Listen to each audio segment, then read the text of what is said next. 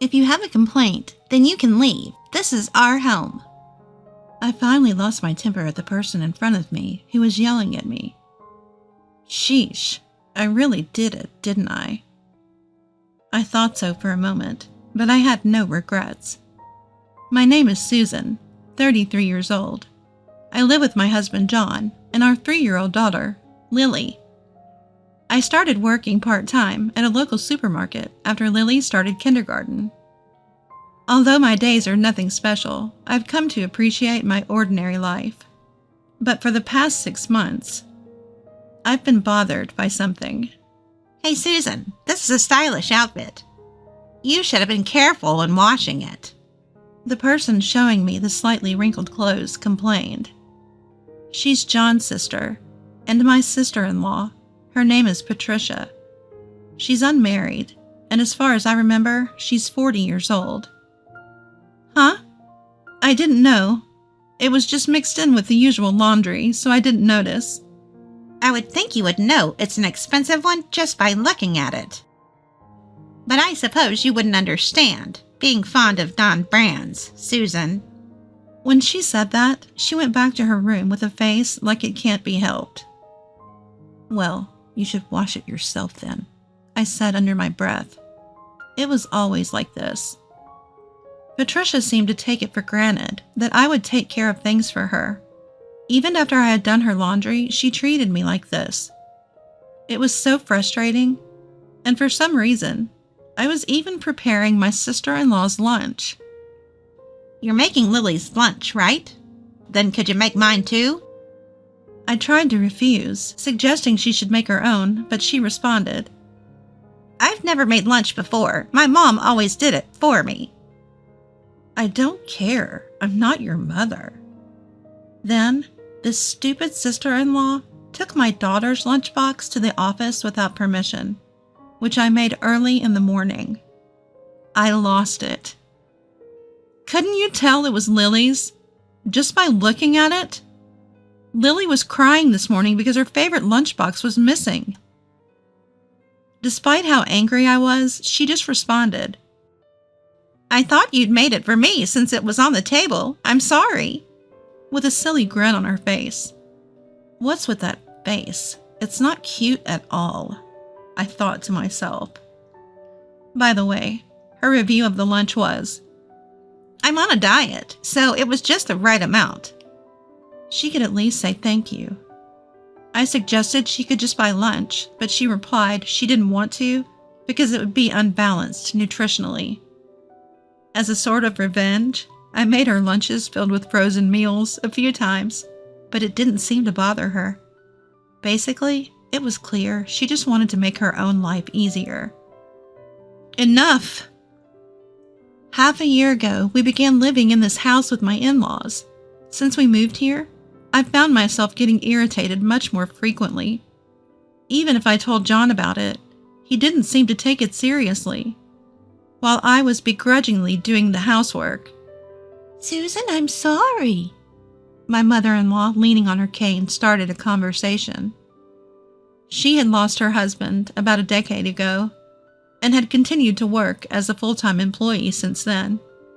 She had slightly high blood pressure, which led to her suffering a stroke one day. Fortunately, she survived, but was left with a slight paralysis on her right side. With the help of a cane and leg brace, she could still manage to walk. However, maintaining her job was too much of a challenge, so she had to quit her long-term employment. Now she lives on her pension. It's a real lifesaver that you've come. Thank you, Patricia, as always. I apologize, she said. My mother-in-law had no language impairment and could converse like this. Whenever my sister-in-law and I had a disagreement, she would always apologize to me like this. To my selfish sister-in-law, my mother-in-law would regularly say, Enough is enough. You should leave right now. But my sister-in-law would just respond with, Huh? Why? It's convenient to live here since it's close to work. Okay, I'll consider it. Showing that she wasn't really taking it seriously. My mother-in-law was never an old-fashioned bully, and she would always thank me. Even my daughter Lily was very attached to my mother-in-law. When I first heard that my mother-in-law had collapsed, I could never have imagined that things would turn out this way. Because my sister was also living with her, and even though my sister-in-law had a job, my mother-in-law was neither bedridden nor needed 24-hour nursing care. I just thought I'd drop by once in a while and lend a helping hand if needed. But my husband thought differently. "Let's move into my parents' house." My husband told me this after my mother-in-law's collapse, and after a day at work. "What?" Caught by surprise, I stared at him open-mouthed, and he said, "I've already contacted the real estate agent, and we'll terminate the lease at the end of next month." You can't just spring this on me, and moving in together all of a sudden? Wouldn't your mother dislike that? I was shocked and told him so. Despite what I said, my husband said, "It'll be fine, and it's my childhood home after all. I'll be comfortable there, and I know my mom would be happy living with her son and granddaughter." How easygoing could he be? "Well, it might be fine for you, John, since it's your childhood home." "Lily, you'd like to live with Grandma, right?" Asked this by my husband. Our innocent daughter answered, Yes, Lily loves Grandma. At that time, I didn't think my sister-in-law would be so terrible, and I seriously thought it would be tough to leave my mother-in-law to Patricia. Patricia must have a tough time handling it all alone. "Let's all pitch in and help until things settle down," I told my husband. In response to my words, my husband replied, "Huh? Help out? Well, yeah, sure." His response was vague, and I wasn't sure if he understood or not. And that's how things went. And before we knew it, we had moved into my husband's family home. As I expected, my mother-in-law had a complicated expression on her face on the first day we moved in. I'm really fine, you know. Susan, suddenly moving in? You must have disliked it, right? She told me with an indescribable expression on her face. Upon hearing those words, I immediately knew that my husband had made the decision to move in with his mother against her will. But there is such a thing as getting used to circumstances.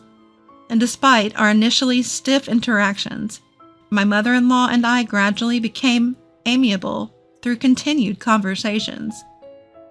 She willingly helped with dinner and the household chores, saying it was sort of like therapy. My parents' house is far away from the center, and I was deeply moved. My mother and I used to cook together like this. It's kind of nostalgic. Lily will help too. Ever since she started attending kindergarten, my daughter Lily's vocabulary has grown. She plays with a lot of her friends, and her appetite has significantly increased. She's become more assertive recently, and when her favorite clothes are in the wash or she dislikes her hairstyle, she often has a sulky expression. Even that behavior is cute, and I can tell she's becoming more independent. I'm taking a day off from kindergarten today. Even when she puts on a sulky face. Oh, Lily, you're looking super cute today, just like a princess. When told this by her grandmother, she'd often perk up and cheerfully go to kindergarten. My self-centered husband and sister-in-law Patricia continued to be a source of concern, but I began to think that life at my in-laws might not be so bad. I never imagined what would happen next. "Hey, since we started living in my childhood home, you should increase my allowance." One day, my husband actually said this. I didn't quite understand what he meant. "Huh? What do you mean? It's hard to understand." As I said this, my husband looked puzzled and said, "Well, we're living here now, so we're not paying rent or utility bills, right? So you can give that to me as my allowance." He said something stupid like that. Moreover, my husband said it was strange that his allowance remained unchanged, even though our household income should have increased since I started working part-time. "We've come back to my original home, and everything is free." He even said that. What? Free? What's he talking about? Thinking to myself. Was it me, or was my husband crazy? I really couldn't understand what he was saying. If I had to say, I was confident it was my husband who was being ridiculous. Well, it's true that this is your mother's house, but we're living here and we often pay for groceries and daily necessities. The house we lived in was owned by my mother-in-law and had already been paid off by my late father-in-law. It was now her property. I believed that the utilities in the home maintenance fund, property tax, and fire insurance were paid by my mother-in-law and sister-in-law Patricia. Since I do most of the shopping, groceries and daily necessities are calculated from our household budget. For this, my mother-in-law would say apologetically after shopping, "How much was it? Let me pay it this time." But I refused. Sure, our expenses may have decreased a bit compared to when we were renting. But the addition of 2 more people meant that food expenses certainly increased. And when we could spare it, we were gracefully saving up for our daughter Lily's future. Furthermore, I was making lunch for my husband every day, and he rarely ate outside. My husband, who didn't have many friends, spent his holidays at home, mostly playing video games. Did he really need an allowance? I thought, but I gave him a reasonable amount anyway. I couldn't understand what he was so dissatisfied with. But when my husband John realized that our household was covering the living expenses, he muttered, "Why, that's silly," as he walked to his mother's room. What the hell is his problem?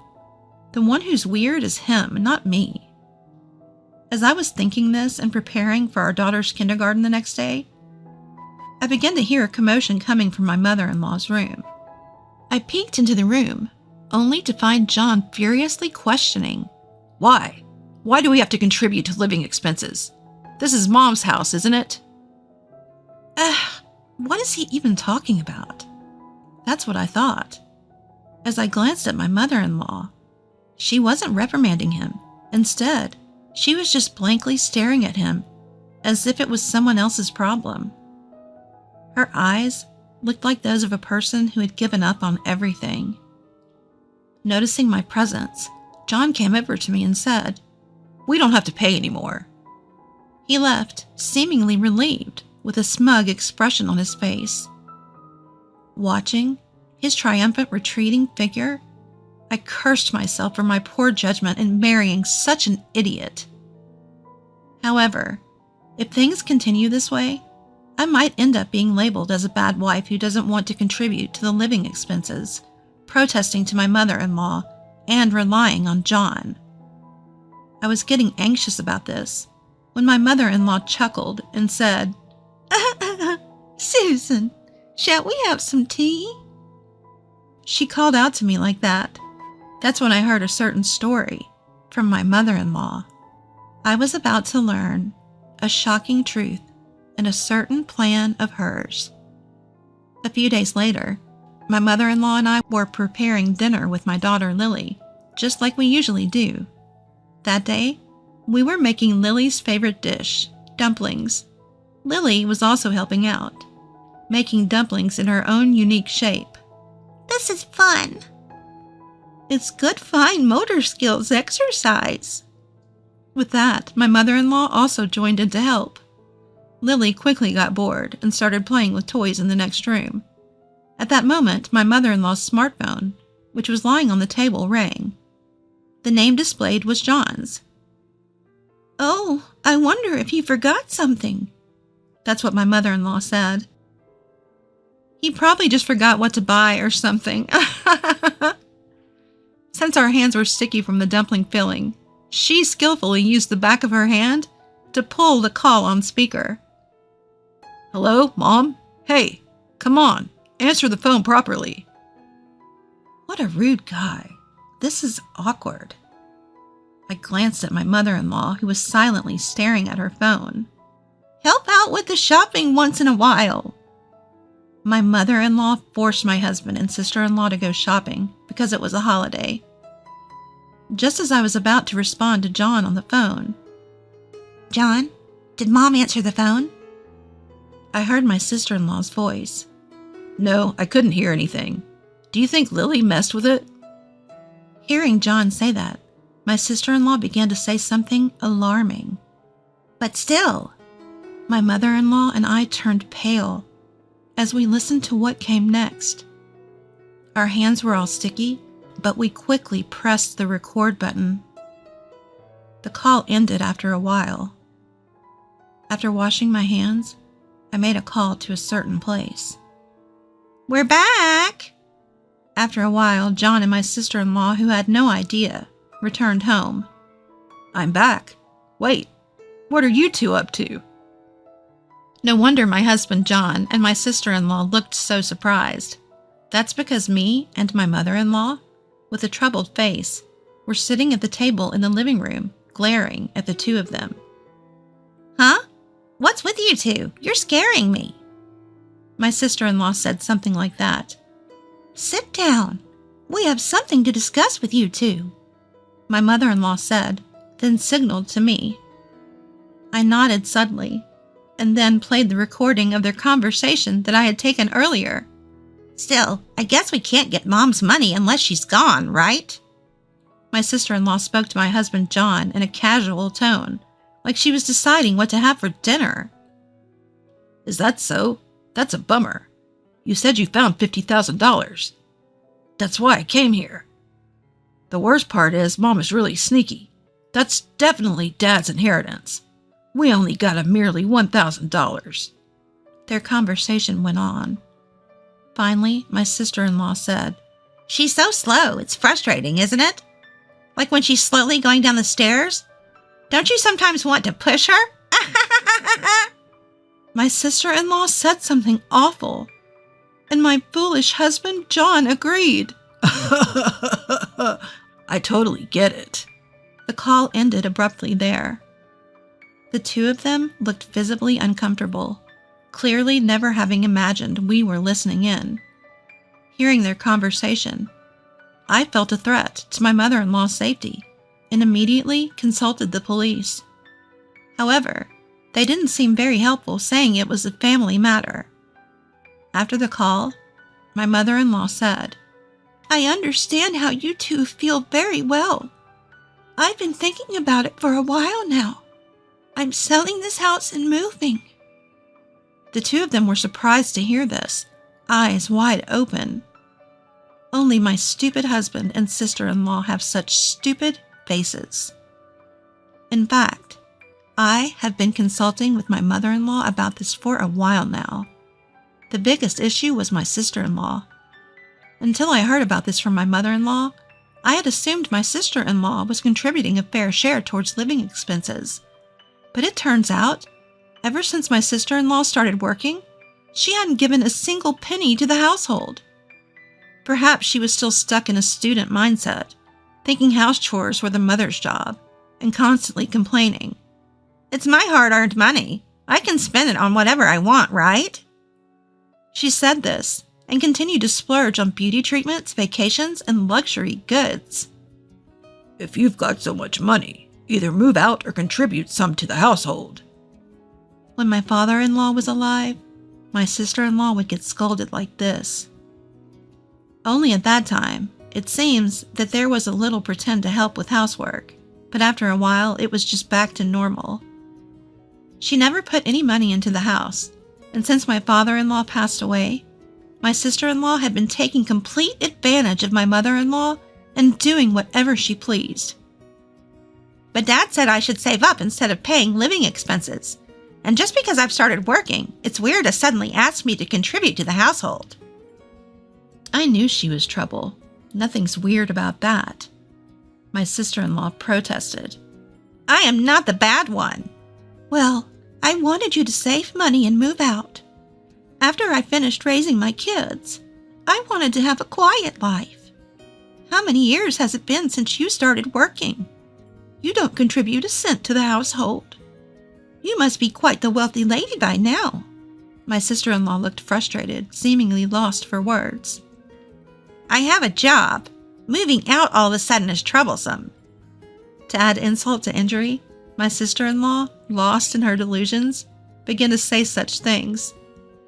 Why would I take you with me? How silly. You've lived however you've pleased until now. Feel free to continue doing so. Finally, understanding my mother-in-law's seriousness, both started to panic. What about the $50,000? Wasn't that our father's money, Mom? Have you been hiding inheritance shares? I might tell the police. Such were the words of my foolish sister-in-law. When my mother-in-law fell ill, she must have found the bank book by herself. My husband and I got in touch about our mother-in-law, and the conversation somehow shifted to the $50,000.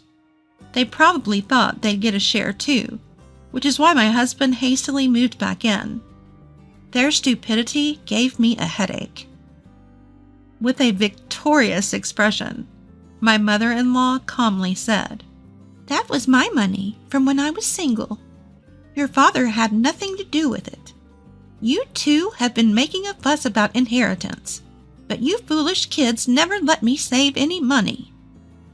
My mother-in-law told me that my father-in-law's favorite phrase was, "How long do I have to keep working?" Before marrying me, my husband John lived the same way as my sister-in-law, which shocked me to the core. I remember when we were looking for an apartment, he would ask dumb questions like, "What's a security deposit? A key fee? Homeowner's insurance? Aren't utility bills supposed to be around $30 a month?" I cursed my past self. Our conversation must have woken up Lily, who had been sleeping in the next room. With a sleepy face, If you do something wrong, you should say sorry, right? Can Papa and my auntie do that? Since you are grown-ups? Lily looked at John and my sister-in-law and said, This made me laugh, which seemed to upset my sister-in-law, who then said, What's so funny? You must have said something to Mom. In response to her, my mother-in-law intervened. Stop it. Stop it. However, I calmly replied. I laughed because I found it funny. I thought my daughter Lily was acting more mature than you. I calmly said, I do the laundry, make lunch, but with no appreciation from you two. Lily can say thank you, right? Why can't you utter a single word, sister-in-law? Are you a baby? I may have overstepped a bit, but my usual irritation exploded into words. Aren't you embarrassed to make me wash your tacky underwear? Where did your sense of shame go? It'd be better for you to move out and find it. As I spoke indifferently, my red-faced sister-in-law said, If you have any complaints, get out. This is our house. Take that annoying kid and get out. At this point, I had had enough. Shut up! You should leave. You? Such an idiot! I shouted with a voice so loud that my throat hurt, but I didn't regret it one bit. A while ago, after dinner, I was watching TV when a segment came up. Adult men and women living in their childhood rooms are increasing. Apparently, that's what they call people who, although technically employed, use all their salary solely for their own pleasure, continue to live at home with their parents, and leave all household chores to them like some selfish demons. The scariest thing I felt when watching this TV show was not the program itself, but the sight of my husband John and my sister-in-law Patricia laughing uproariously at the feature, asking, Are there really such people out there? Whether my sister-in-law was silenced by my spirited gaze or what I said. A few days later, the day came when my mother-in-law decided to leave the house. Well then, I'm putting this place up for sale, so I'd like you two to move out by the end of the month. Saying this, she left without revealing her destination. Who would have thought it would come to this? We have to find a house for the four of us to live in. It would be nice if we could find a nice single-family home. Upon hearing my husband's absurd words, If it's just the two of you, wouldn't a two-bedroom be enough? I retorted.